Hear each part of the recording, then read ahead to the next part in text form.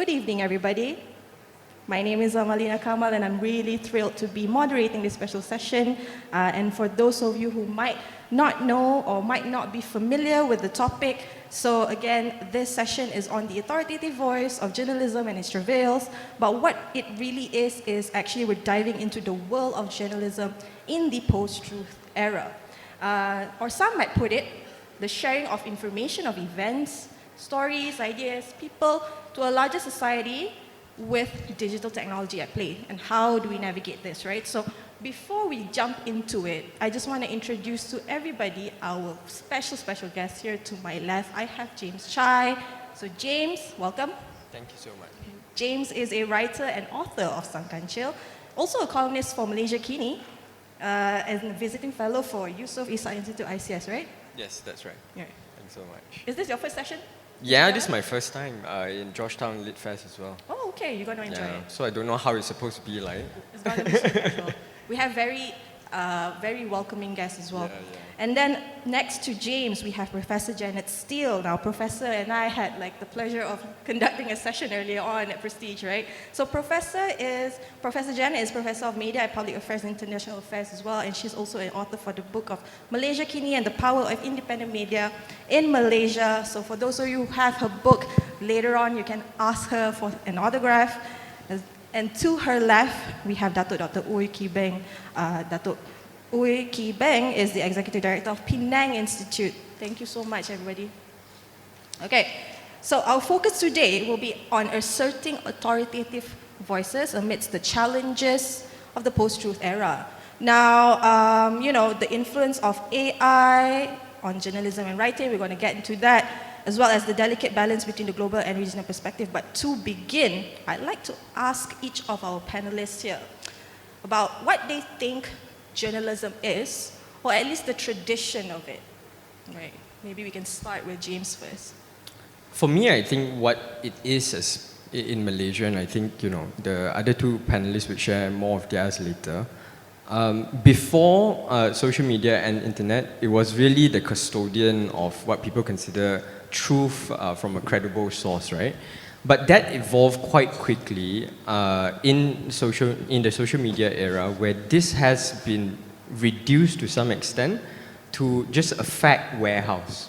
So a lot of news houses these days, they decide whether they do a good job by speed to market, right? To the extent that these days you would see something quite sensationalist, and they probably written only 2 paragraphs and more to come, right? Because as they're collecting facts, that's where they start publishing it, right?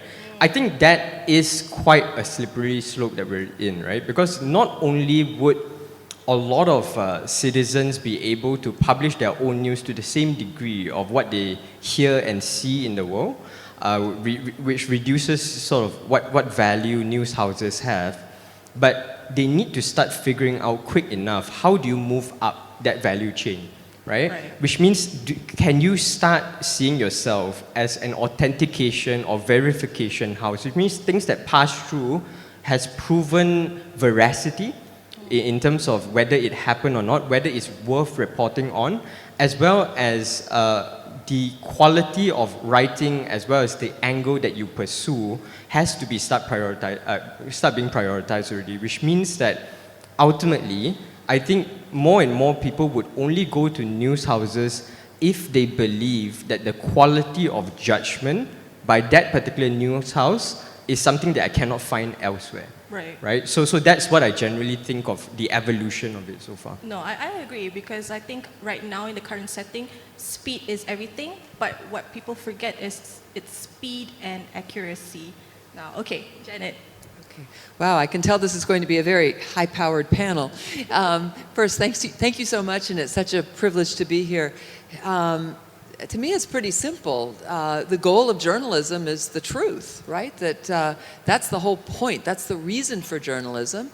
And journalism exists to serve the citizens. That the whole point of journalism is to bring the truth, what's happening to the public, so they can make good political decisions. And I mean, to me, that's an unbelievably noble goal I think that what distinguishes journalism from WhatsApp and from what you see on Facebook and what your friends send you on social media is that it's gone through a process of verification. And if it hasn't gone through that, it's not journalism, it's just social media.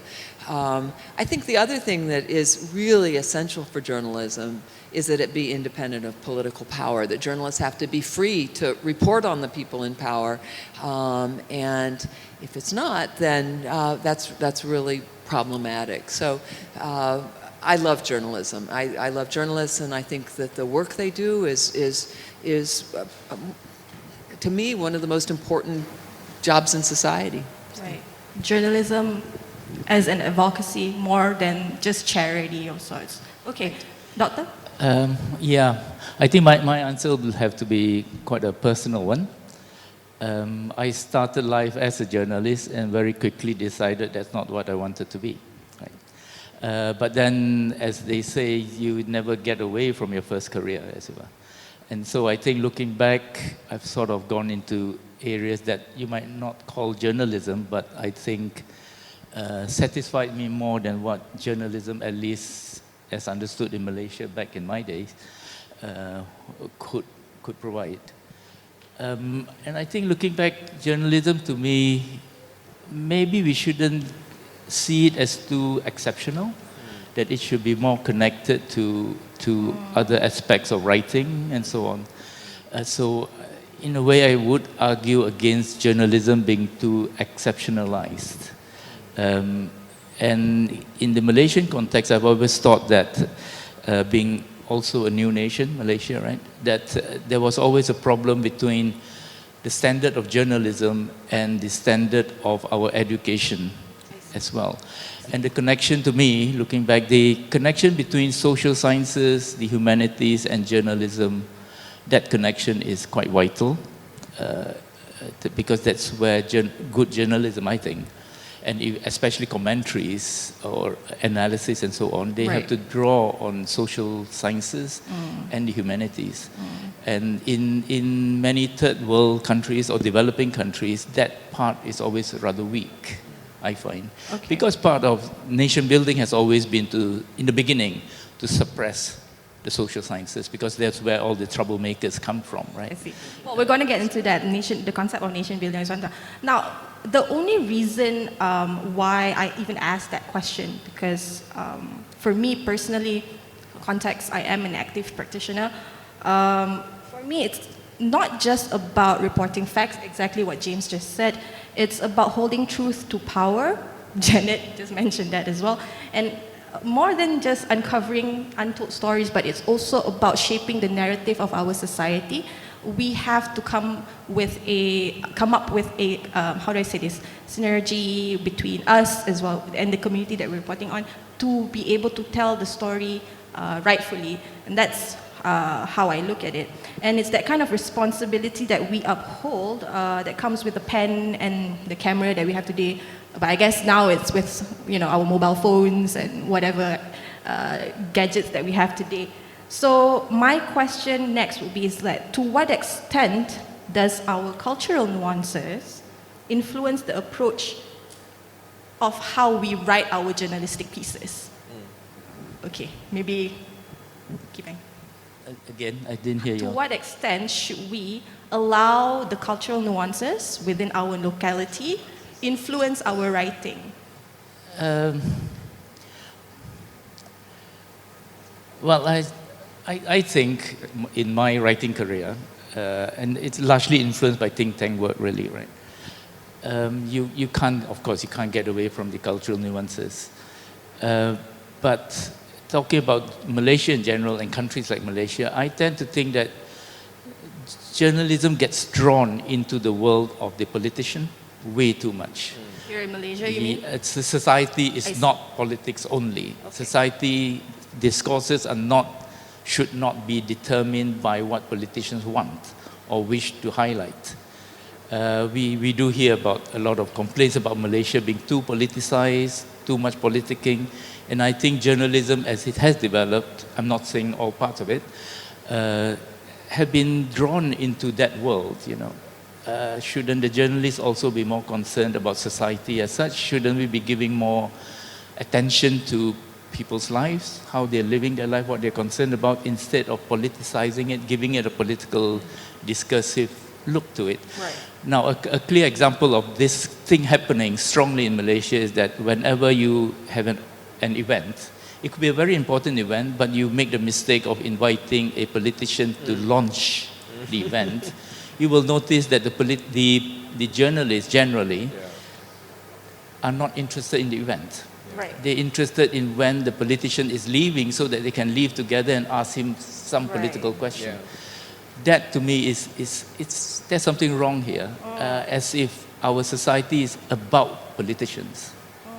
You know, and I think journalism should actually break away from that. Beyond that. Yeah, So magazines, forget the newspapers, go for magazines. okay, Janet? It's interesting you say that, because I think a lot of the academic writing about Malaysia is really boring for that very reason, that it just focuses on politicians, it focuses on elections, and as the Malaysians in the audience know, that elections often don't change anything here, right? That it's sort of the same, same old people with maybe new names, a new party, they party hop, party jump, whatever. So what I tried to do in my book on Malaysia Kini was to focus on these things that never change: race, religion, citizenship, and look at those, and look at how Malaysia Kini tried to navigate those sensitive issues. That to me is the interesting thing, not what some politician says. And of course, yes, Malaysia Kini reports on the politicians, but I think they also really worked at trying to report on things, on these sensitive issues, in a way that wouldn't get them banned, but would still be truthful, and that was quite a challenge. So I agree with you that the politicians get way too much attention here.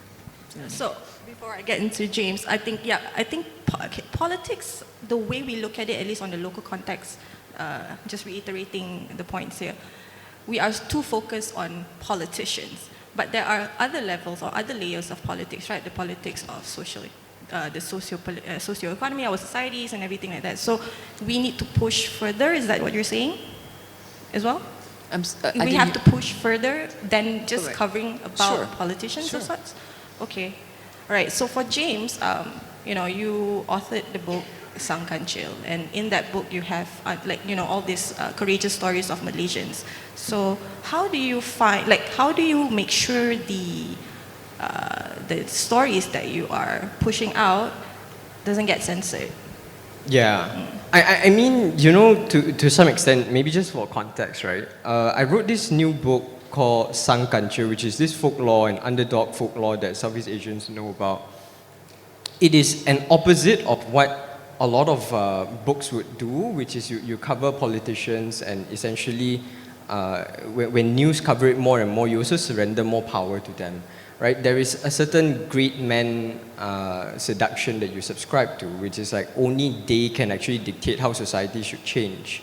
And I think this book really is a kind of resistance to that, in showing that, if anyone reads it, I would want to know whether you would feel like this book would have the same power as if you read a book about politicians, right? And that's the whole point. And I think sometimes when news media cover politicians, right? The assumption, therefore, is that if there is drama there, if there is fights there, you would more likely attract more clicks, right? Then there are more sensationalism around it, because you rely on those eyeballs to actually determine your revenue, right?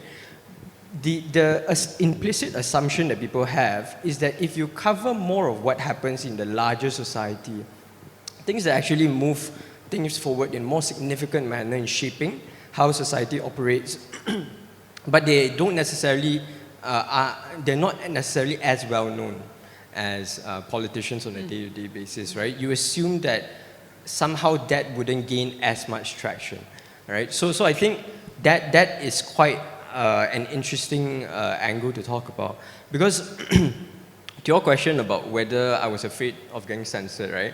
I think the likelihood is quite low, because not many people know about these people that I cover, right? The only things that would be maybe slightly more controversial is if I did cover this one story about 1MDB, about this mid-level government auditor that nobody knows about until today. I think if she walks in the room, nobody would actually notice her.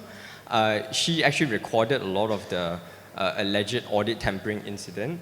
As well as I also did cover Fahmi Reza, who is probably anti-government, but at the same time also anti-racism and anti-discrimination. It is a risk, I think, that every writer would necessarily take. And I think both of you, who are like great writers, and you know, when people ask, you know, whether you worry about these things, I think you cannot be a good writer without taking certain risks. And it's when you start writing what you believe in, people would bash you, you know, like hell. Especially if you write for Malaysia Kini, those commenters are some of the most vicious commenters that you can ever find. And that gives you some training ground, but eventually there will be a curve, right? People start criticizing you, but if they know that you're consistent enough in what you believe in, over time you attract the right crowd with you. Could I add something to that? In order to fund my trips to Malaysia to do research, I often would be a U.S. State Department speaker, and I never make any secret of that. And one of the groups that always asked me to come was Bernama, which I found fascinating. You know, Bernama is the national news agency, and why would they want me to come and talk about journalism? Because again, I don't make a secret of what I think journalism should be doing. So I would, you know, so that actually indicated to me that even in the higher levels of Bernama, there were people who, yes, absolutely understood what journalism should be doing and wanted me to talk about that.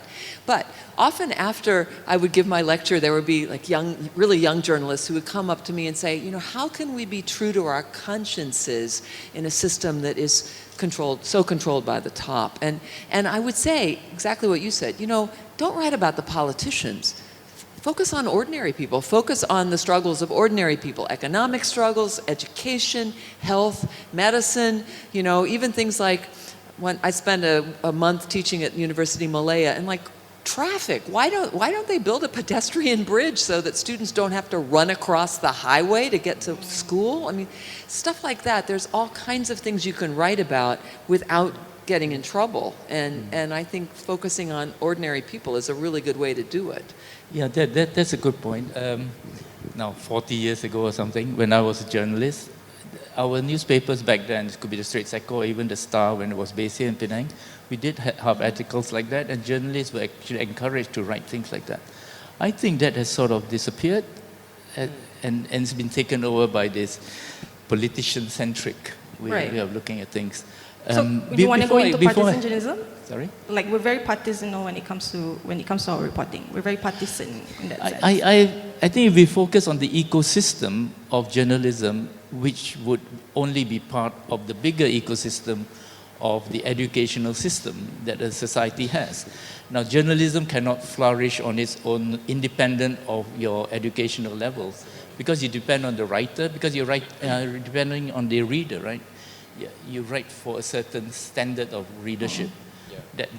We have that in the back of our mind always. And where do journalists come from? Where do they get their knowledge from? Are they just reacting to daily facts? Or should they have something deeper, right? And also journalists need society to defend them. You know, that journalists can't... Yeah. People need to understand that freedom of expression, freedom of the press, these are not just special things for journalists. This serves everybody, and journalists are really dependent on civil society for support. Right. So, okay, part of the authoritative role of journalists or the field of journalism itself is this kind of support that we need. But I'm also wondering, because those who are familiar with the setting, right, this concept of gatekeeping is the one that often, suppresses our integrity of sorts. Any news editors here in the floor? No? Okay, but my question is that how can we be more open to the considerations of our journalists? Like, how can people up top be more attentive to the briefings or the debriefs that journalists give to them in terms of re-angling certain stories? How, again, sorry? How can, because we don't have any news editors here, but if in the situation whereby how can top-level management open themselves to be more attentive and more, how do I say, willing to listen to what the journalists have to say. The top-end management. Management, I mean, of- I would say editorial boards. Yeah, okay, you're talking about the editor Editors. The whole class, gatekeeping is the editor class versus the writers, as Right, it were. correct. Well, a lot of the responsibility has to sit there. And whatever we criticize about journalism, they Yes. have to be Because criticized along we with totally it. understand it from below. When we're journalists, when we're reporters, we understand it. But as we progress, we climb that ladder, and then we get to that position, or now I'm a gatekeeper, and we tend to self-impose on that. If I, okay,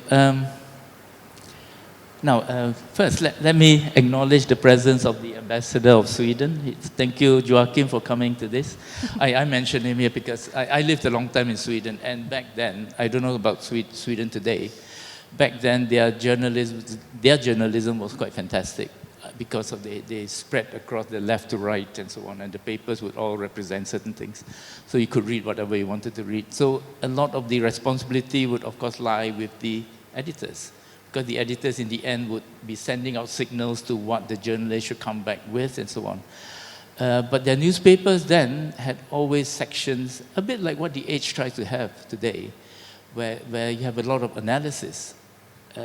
Now, those might not be the most popular pages today among Malaysians, but I think that's quite critical. And I remember back then in Sweden, those were the pages people would want to read. It's not just the news people want, right? So journalism shouldn't be equated with reporting news and things like that, but being public intellectuals, maybe that is the point I want to make. You cannot differentiate the journalists from the public intellectuals. Journalists should see themselves as public intellectuals, and the other way around especially, because too many intellectuals don't see themselves as public intellectuals. They should, right? That's an important point.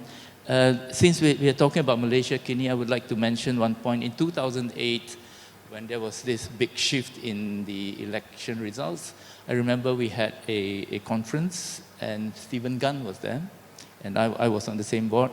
And I remember basically telling Malaysia Kini to take a bow, because that's important for us to remember that the coming of Malaysia Kini, which also led to Malaysia Insider and so on coming, that had a great effect on the results of the 2008 elections.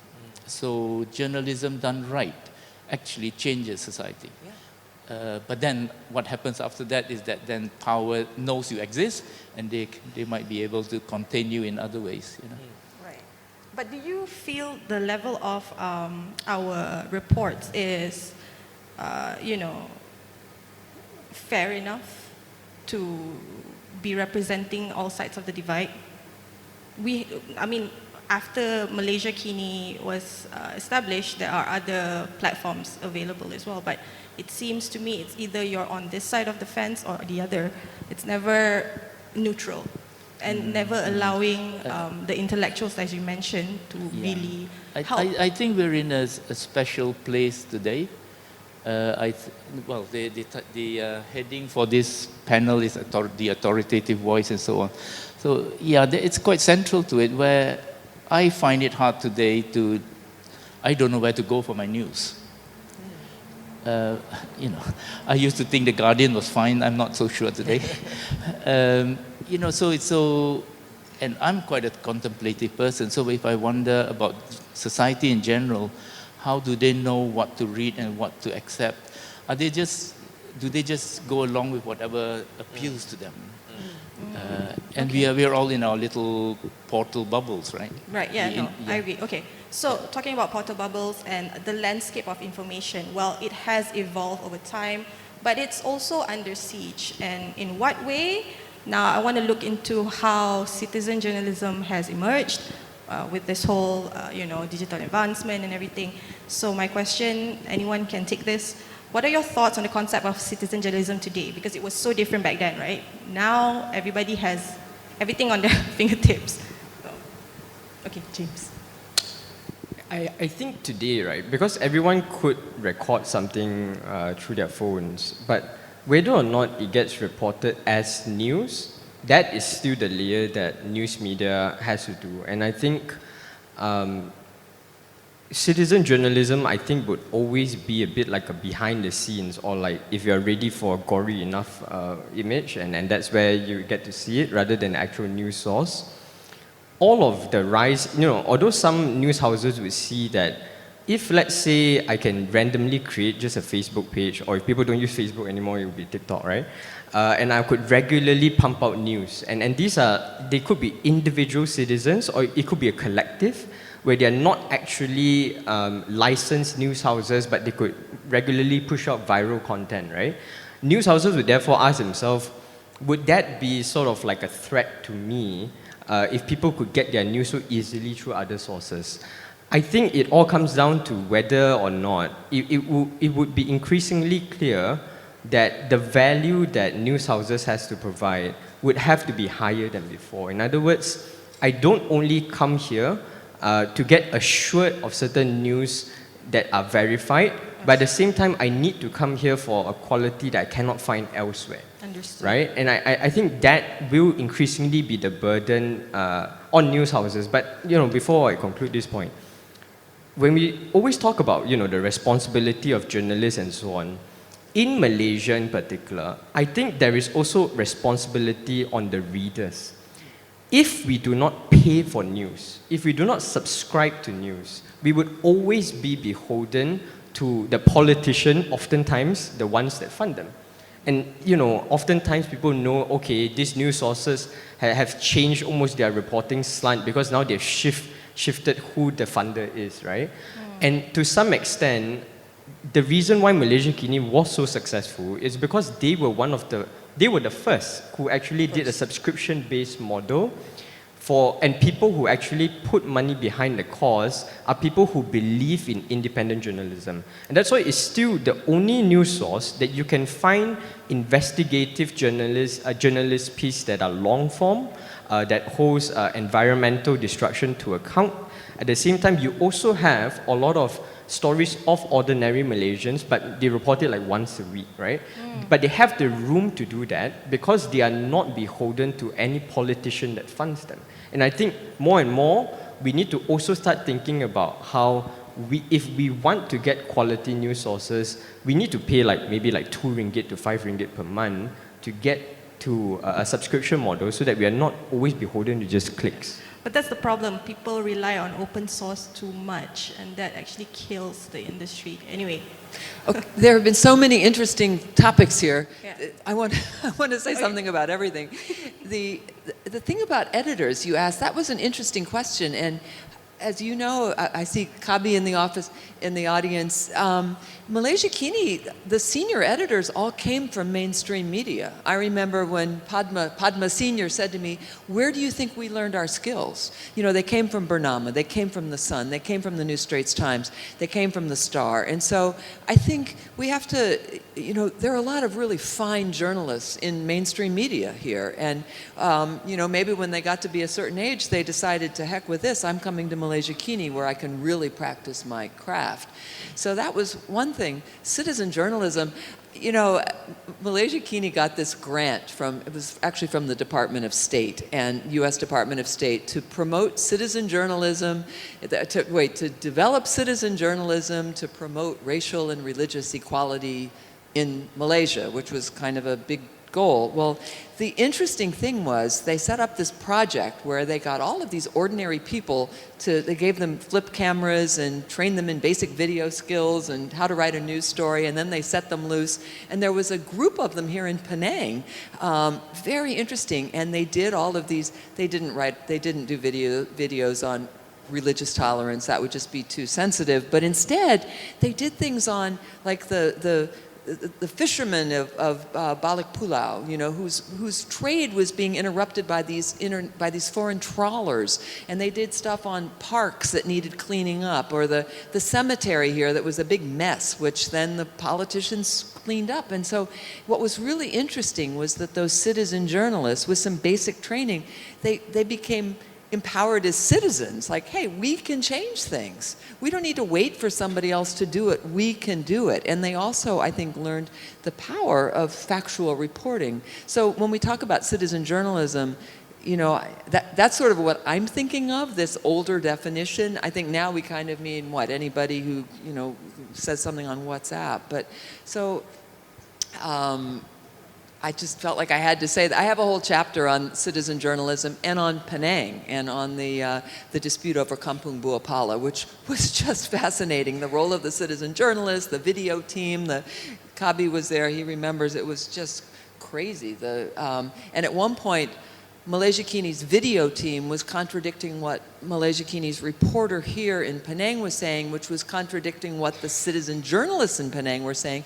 And I remember and then of course Malaysia Kini had these two constituencies, people who were supporters of DAP and people who were supporters of Hindroff, and they were in complete disagreement over Kampung Buapala. And I remember asking Stephen about it, and he just said, look, we just publish it all and let the readers decide, which was, in a way kind of wonderful. Citizen journalism can be great. No, yeah, I mean, I agree, because the only reason why I even asked that is because a lot of people also turn to citizen journalism when they don't want to see news that has been, cookie cut and, reported by one media to another. It's obviously the same thing, it's just the lead is different, that's all. But they turn to citizen journalism or the product of it to have that other side of the angle. Now, a follow-up to that is that, do you see enough media literacy being conducted to, teach the society at large on how to perform journalism? I've been talking too much, but I want to say really quickly, I also agree with what you said about how important, civic society is, and how important civil society, and how important it is for journalists to get out there and talk about their work. Like this. This is a great forum. Journalists serve citizens. I would continue from what James was talking about, how do we appreciate good writing, how do we appreciate the journalist's work, and so on. Okay. So the responsibility of the reader and society in general, right? Right. Do we appreciate, in money terms even, good thinking, good writing, and so on and so forth, right? Now, Malaysia is such a dissected society and so on. So the writing as a creative process somehow is not, it has been downgraded to some extent, as if it's just the giving of information. Now, that's not literature. Literature is command of language. There are certain things I want to say that can be said only with this turns of phrase, not otherwise, right? It's not just info, right? So those things I don't think we appreciate enough, because we're a society with many languages and our educational level fluctuates quite a bit. I mean, I'm sure all of you have heard, if you've done some good writing, someone will come up to you and say, should you not translate this? Right. Well, I sort of think, what I want to say can't be translated. It takes something out of whatever, right? Now, this might not be important in the larger scheme of things, but I think it does tell you something about how we do not really appreciate the creative process, the thinking process, how it's connected to command of language, and how we use language in society itself. It's a reflection of that. If we, being the kind of society we are, I think a lot of we know we are multilingual, right? Malaysians love to be multilingual. We're bad at many languages. That's what we are very often, because our language use tends to be rather a market language, because that's how we get along, right? So in a society like that, the appreciation of education becomes even more important. If you're going to evolve into a more developed country culturally and so on, I think language is important, right? And so writers are important, reading habits are important, making sure our writers survive. Yes, Okay. being willing to pay for good journalism is so important. We have a slogan in the U.S. that you often see: a free press isn't free. Right? People need to be willing to pay. And that was really brave, I think, of Malaysia Kini in 2002 to go behind a paywall. The only other publication in the world that was doing that was the Wall Street Journal and Malaysia Kini in Malaysia. And, they had this system of these scratch cards that you would buy at the 7-Eleven, and you would scratch off the number, because people didn't trust the internet and credit cards, and so you'd scratch off the number and that gave you your subscription. So that was really very brave. But I mean, this is a huge problem facing us all now, that who is going to pay for good journalism? And we don't want the government to pay for it because that means they, are involved. And if advertisers pay for it, well, that can be a mixed blessing, right?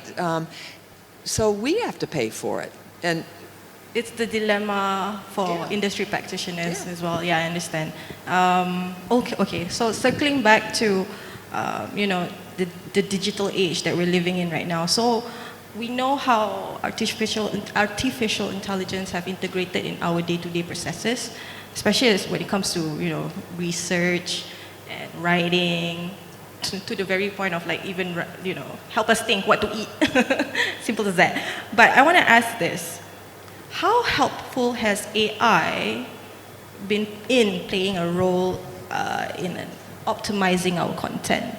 And is it a threat? When the first day ChatGPT 3.5 was rolled out, I remember I was on a Zoom call, and everyone, at my workplace back then knew that I wrote for Malaysia Kini as a columnist. On the spot, they started sharing their screen and say that, write me something in the style of James Chai on a recent news article for 800 words, and it came out in like 2 minutes. Then they're like, James, this is over for you, right? Because your career could be easily replaced by a robot, right? So therefore, I thought about this topic a lot, and I used GPT 3.5 for quite frequently. Not for writing, but I think for a lot of assisting in what I do. And I think this is how society would evolve. It's speculative, right? There will be increasingly a new hierarchy among writers because of AI, right?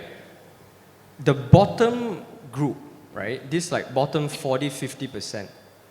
People who cannot really pull a sentence together before, who struggle to write an email, they would benefit the most from AI coming in because now there is a minimum standardized method in which how we can actually start writing, right? The middle group, people who can write, but they're struggling to make a name for themselves. And if, let's say, ChatGPT gets more advanced in terms of mimicking styles as well as structure, this group would be most severely threatened. Right? Because then you cannot actually say that the quality of your work is much better than what a robot could pull together. However, I think the highest, maybe 10% or even smaller of 2% of the writers who I call like originals, right, would continue to exist in society, and in fact, they would be even more triumphant than before, because if, let's say, when we buy a book from an author, it's not because their grammar is very good, or it's not really because they know how to structure their book in a very interesting way. It is because they are bringing an interesting thought to the angle that is both a combination of how they synthesize, how they have a different sensibility of the world, something interesting to offer, and that will continue to be the reason why people would like one author over the other, right? And I think that hierarchy would be increasingly clear in society because at the end of the process, and I'm sure both of the writers here know a lot about this, someone can help you in terms of like getting started. Someone can even research for you. Someone can even put like a first 500 word together.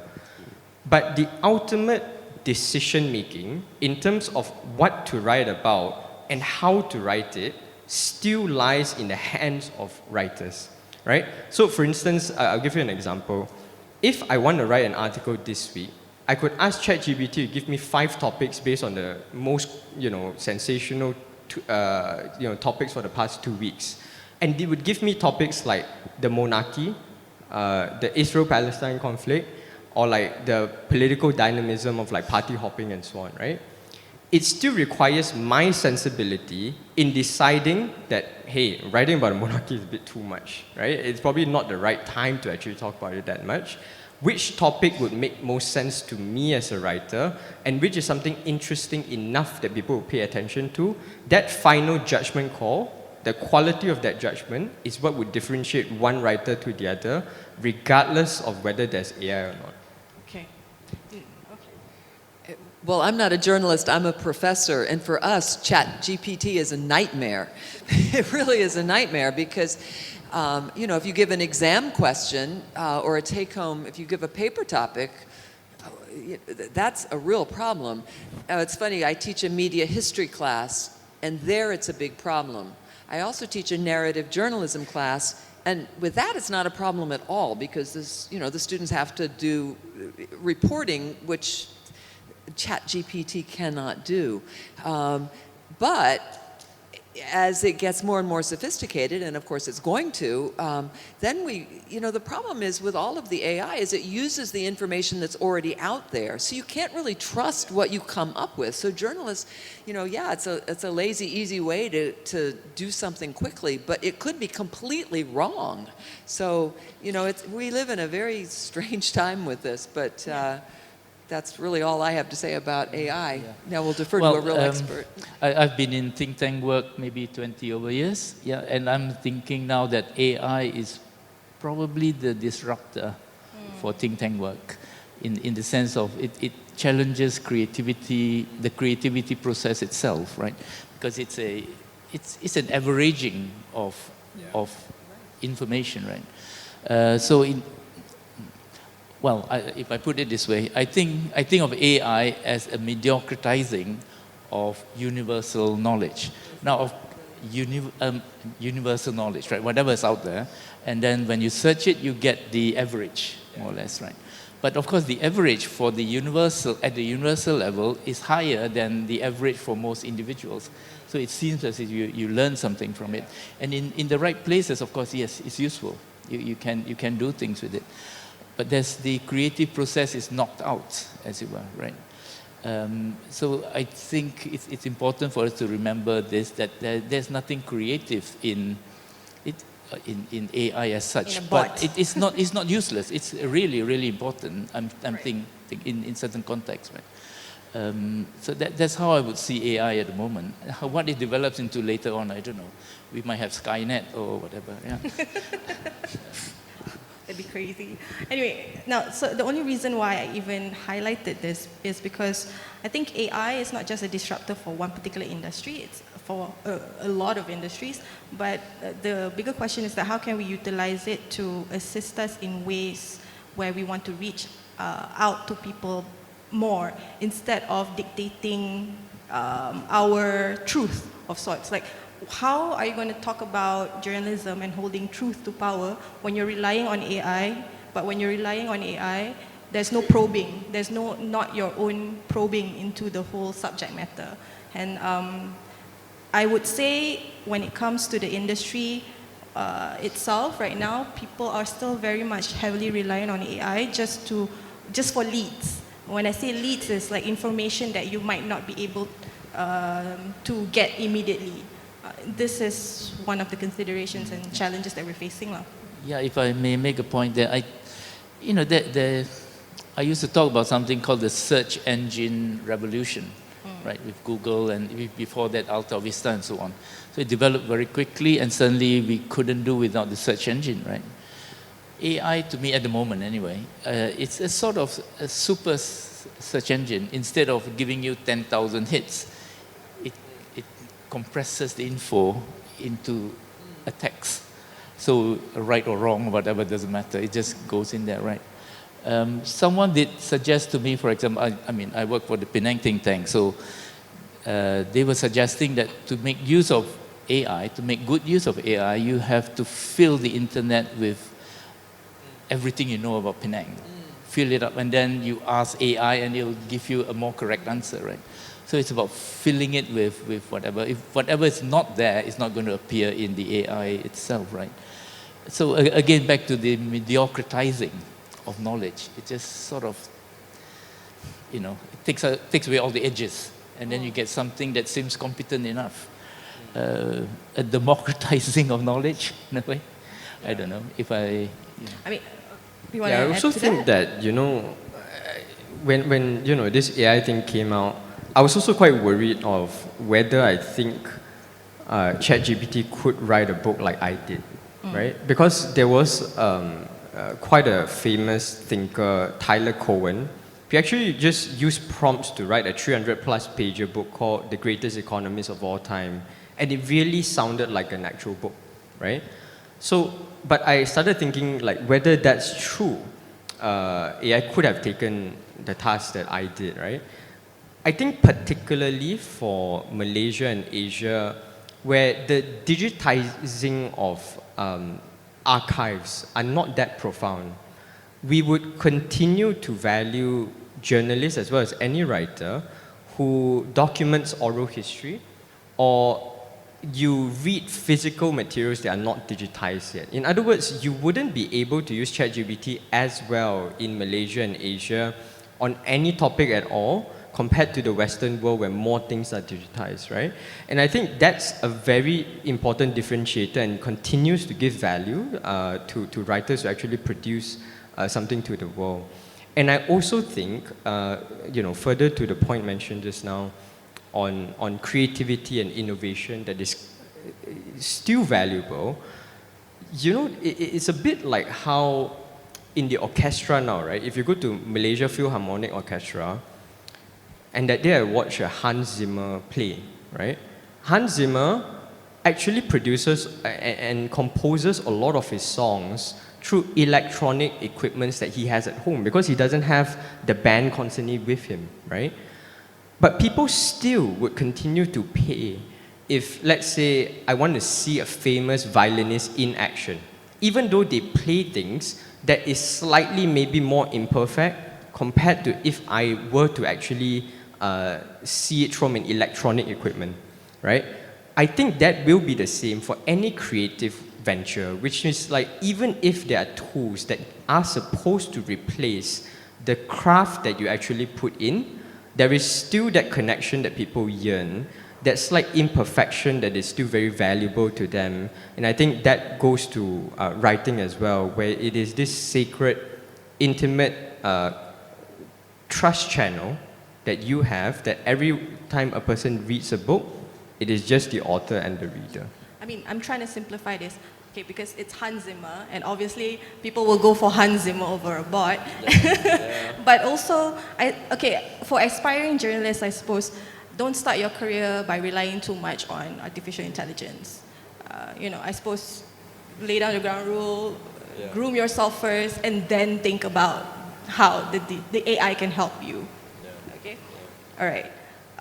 Earlier, actually, the third segment, or the last segment before we close, and then we open the questions to the floor, I want to talk about how, across the news industry, organizations, regardless large or small, commercial or non-profit, I mean, the single issue that daily news needs to be more engaging.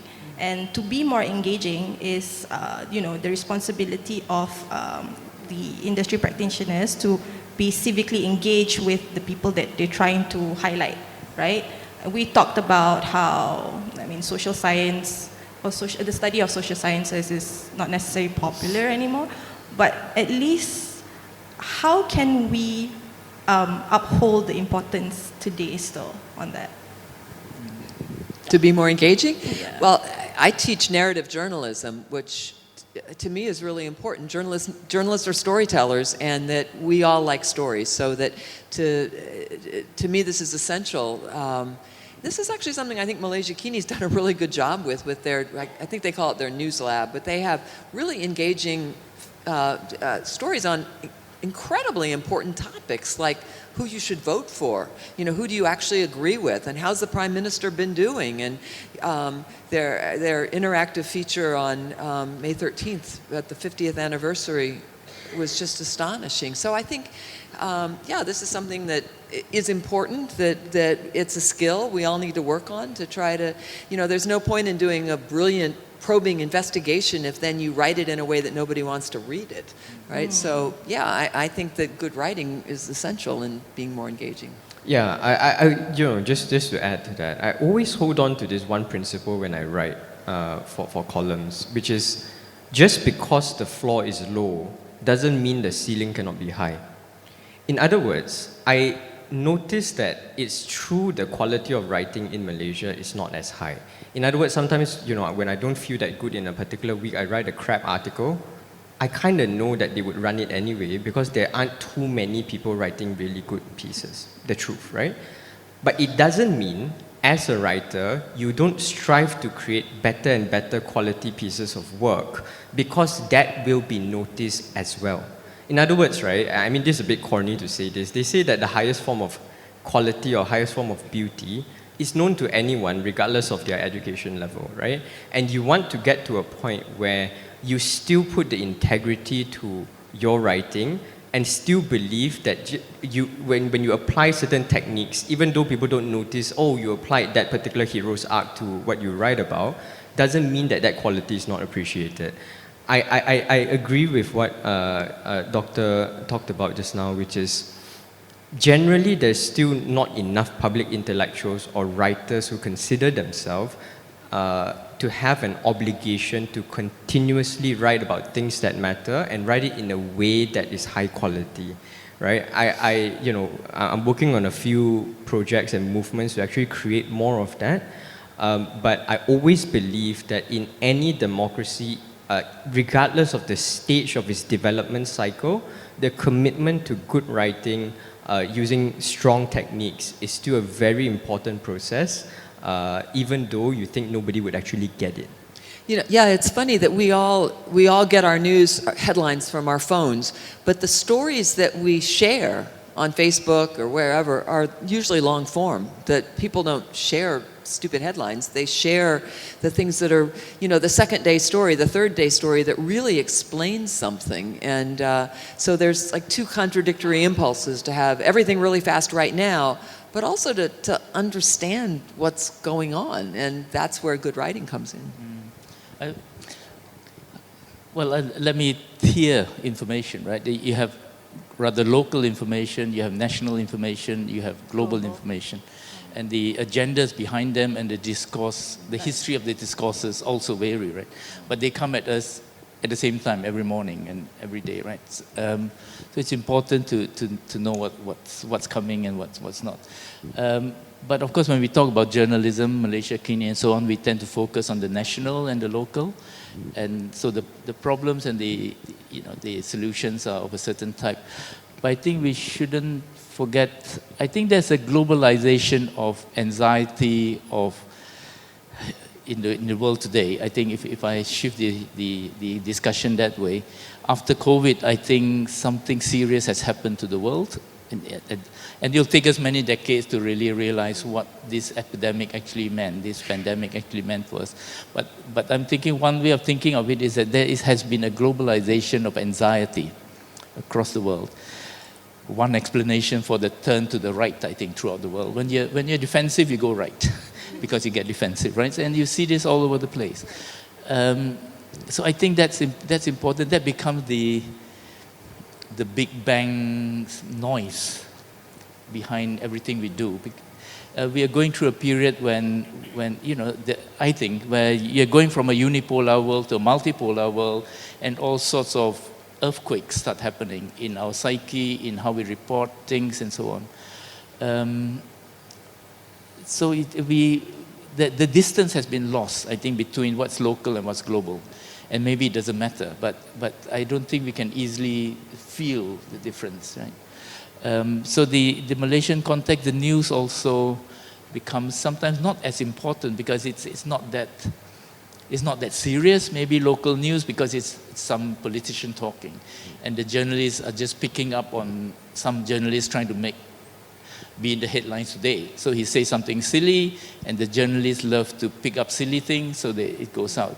And that captures our emotions for the day and so on. But behind that, there are other serious things happening that in the end is going to affect the local way of looking at news and creating news and so on. But how do we balance that though?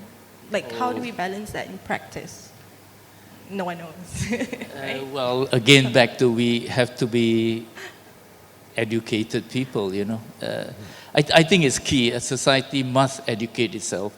The whole point of having independence and Merdeka and so on is that your people get educated. If you're not educating your people, you're not living out the reason why you're independent.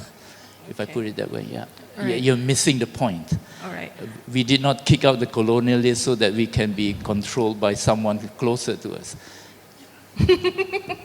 Right. I mean, okay, I just want to emphasize the authoritative role of journalists or journalism here. I think as we navigate this brave new world of, digital technology and the beyond, Skynet, everything. I mean, the principles of journalism must still be intact, and that is the only way for us to, hold truth to power of sorts. And of course, when we talk about journalism itself, it's more than just about that person. It's more than just about, the person that we're reporting on. It's about how we can create a consensus in establishing a network that understands one another. Yes, and that's it for our session. That's my conclusion. I want to open questions for the floor if anyone has. Yes. Oh, how long have you been raising your hand? No, just 2 seconds, yeah. Okay. State your name and where you're from. Yeah. Hello, my name is Leona and I'm from Johor. I'm not exactly a news editor, but I have been working with a Taiwanese American news agency when it comes to translating and localizing medical news articles. So one thing I noticed is when I started to work on it, I have to realize that as a student, why do I have to go to globalized news agencies to find new information or educational sources? I have to go to an Indian news agency to look for fossil discoveries. I have to go for a Singaporean newspaper to look for IT advancements. And I realized that as a Malaysian, why isn't, educational topics talked about more in our country? And one key thing that I picked up during the talk is that journalists are supposed to be intellectuals. They are supposed to have this authority over educating the public, the masses. So one question that I would like to ask the panelists here is that, is there a potential for the Malaysian news agencies to develop or to regain its authoritative voice when it comes to being an educational source? Or if not, how can we shift the focus from Malaysian politics to education? That is my question. Wow. I would just really quickly say that the National News Agency, it should serve the nation. It should provide news of the nation, not news of politicians. And I think that's a distinction that was not always clear at Bernama. Just the observation of a foreigner. Yeah, well, It's a safe sure space, that's don't a good worry. one. So I think what's happening in the world, like what Dr. Ori talked about, the multipolar world, and in the recent war, there has been much more attention that is given to local and regional sources from where you come from. In other words, there used to be a time where I think Western media has always been deemed to be this gold standard as to what credible news sources are. With the war, I think there will be an inflection point now where local news sources work more with regional news sources as collaborative vehicles to actually push out more materials that matter to them from where they come from. Now, on how do you resolve that point of journalists are not public intellectuals, now how do you resolve that? I think everyone knows the answer to that, which is they have to be paid much better than what they are. And that comes from, and you have to think about the whole revenue cycle, right? If they are not paid through ads, the only other way that they could be paid is through subscription. And columnists in New York Times, The Atlantic, some people, they are full-time columnists, which means that they are paid almost like a celebrity for the news organizations that they're from. Whereas in Malaysia, the highest a columnist can go is always on a per article basis, right? And I think the shaping of whether you can even attract the right talent who are willing to put in the time to create things that matter has to start from whether you pay them better and whether you treat them as people who matter in society, right? I always believe that any problem also has a degree of self-activation of whether we think that we are part of that solution or not, or are we taking the same approach like how we take for politicians and government, which is we'll wait for the savior to come and actually pull us out of this rot. Okay. May I? You would like to yeah, add? let me answer, but respond by talking about public sphere, perhaps, right? So public sphere, that will be the contested area where discourses take form, right? So what we were talking about, what I wanted to say was that the politician has too much say and the journalists are playing handmaiden too much to it in the Malaysian context, I think. So it's about not playing along with whatever games that have been put into place. That's what I mean. The politician is too important. I think it's the public intellectual, the public in general, who should take up more space in that public sphere. So it becomes the job of the newspapers or so on, or even the citizen journalists to help diversify that space. Now, to take a point from the usual phrase where you say talk truth to, what did you say? Speak truth to power. It could, that's not the only response one could have to power. It could be, why are you talking like this? You could change the discourse. You don't have to say no to his yes. You know what I mean? That's where the public sphere contestation takes place. The discourses are, you diversify the discourse in a way. So to put it another way, if we talk about one thing, alternative histories to the official history, it's not to write one that is different from it. You diversify, you write biographies, for example. You know, diversification is not 2 instead of 1, it's 100 instead of 1. All right. Okay, something like that. We actually, I mean, our time is actually up, but our panels will still be here. If you have any follow-up questions, definitely approach them personally. But before we end, I just would like to thank my esteemed panelists for being here. Everybody give them a round of applause. Thank you so much. Thank you.